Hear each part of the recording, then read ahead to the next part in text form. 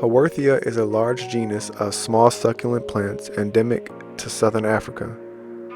Zebra Haworthia is a small species of plant from the Eastern Cape Province, South Africa. As an ornamental, it is one of the most commonly cultivated of the Haworthia species. Zebra Haworthia is a small, stemless, clustering perennial succulent. It forms rosettes with 30 to 40 dark green leaves with white tubercles. The flowers are white with green veins and an inflorescence. Zebra Haworthia does best in areas that receive plenty of bright filter light. They can tolerate low lighting conditions, but bright indirect light is ideal. They can also tolerate full sun, but needs to be slowly acclimated to prevent burning the plant. Zebra Haworthia is a slow-growing plant. It does not require much fertilizer.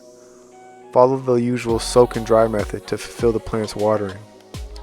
You can plant these succulents with kalanchoes, aloe vera, desert rose, and other Haworthia species.